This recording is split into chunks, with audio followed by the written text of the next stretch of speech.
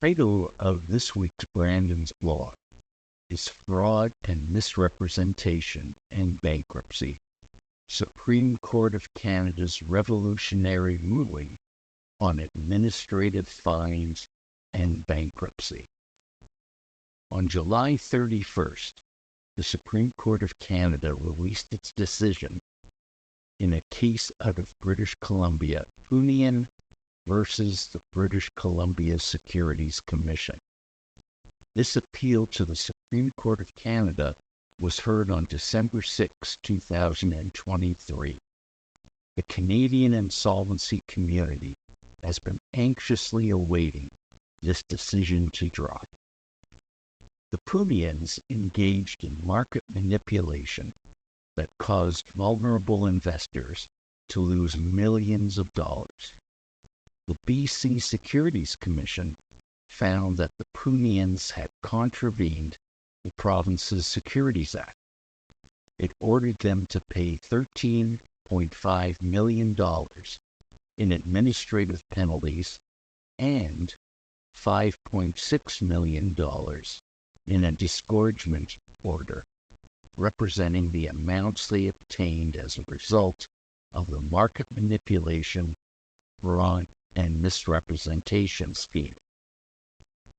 The sanctions were registered under BC law with the BC courts, and BC law says once the Securities Commission registers it with the court, it's as if the court made that order. In 2018, the Poonians filed an assignment in bankruptcy.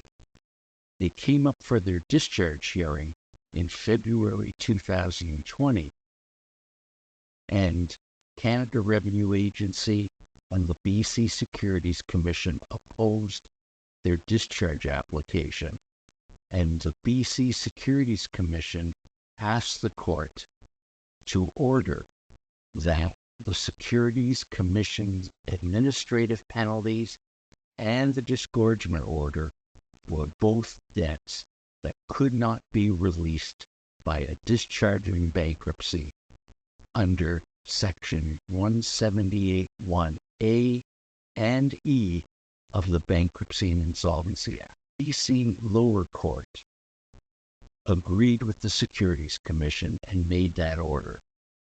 The Poonians appealed to the BC Court of Appeal, and the BC Court of Appeal said Section 178(1)(a), fines, penalties imposed by a court, does not apply because the BC Securities Commission is not a court, and notwithstanding that their administrative penalty now has the same weight as a court order, it was not a decision of the court.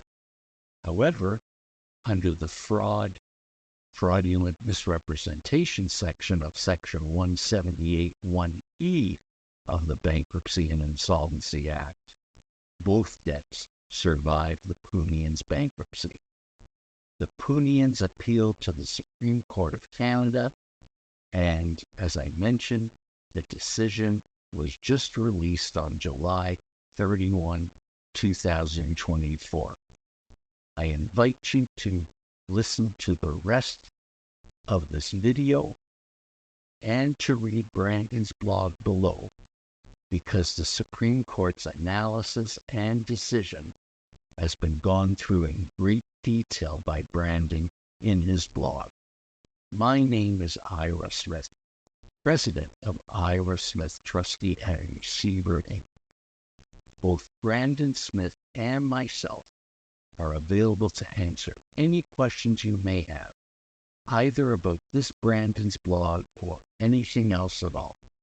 And if you or your company have too much debt, it's stressing you out day and night, you can't sleep, you don't know how to fix it, give us a shout. Both Brandon and I use various new methods that can eliminate or drastically reduce your or your company's debt. So, send us an email, give us a phone call.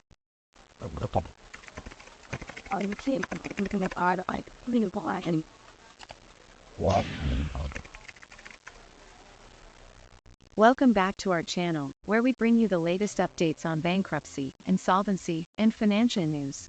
In today's video, we will discuss a recent case involving the British Columbia Securities Commission and the penalties imposed on bankrupts for breaching securities legislation. Let's start with some background information. The Poonians engaged in market manipulation between 2007 and 2009, resulting in significant financial losses for investors. The Commission ordered the bankrupts to pay millions of dollars in administrative penalties and disgorgement order amounts. Now, let's dig into the legal proceedings. The Commission's sanctions were registered with the Supreme Court of British Columbia under the Securities Act. However, the Bankruptcy and Insolvency Act outlines specific debts that are not released by discharge, creating a debate in the bankruptcy court.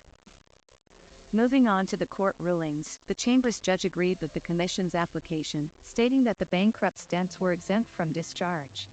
The bankrupt's appeals, and while the Court of Appeal concluded that the debts were not exempt under one provision, they upheld the decision regarding another provision.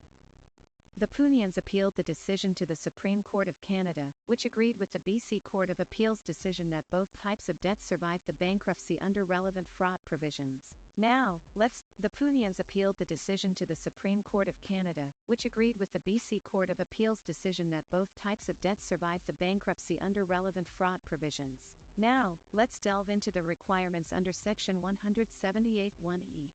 To establish a claim under this section, three key elements must be proven: false pretenses or fraudulent misrepresentation, passing of property or provision of services, and a direct link between the debt and the fraudulent conduct.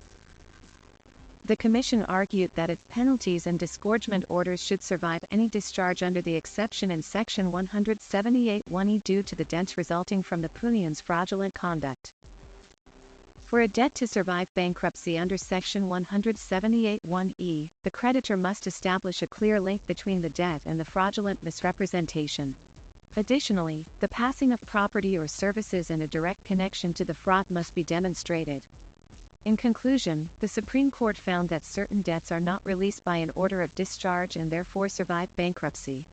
Relying on these exceptions, the Commission applied for a declaration that the amounts owed to it by the bankrupts should not be released. And that concludes today's video on the recent case involving the British Columbia Securities Commission and penalties for breaching securities legislation. Don't forget to like this video, subscribe to our channel for more legal and financial updates, and hit the notification bell. Thank you for watching.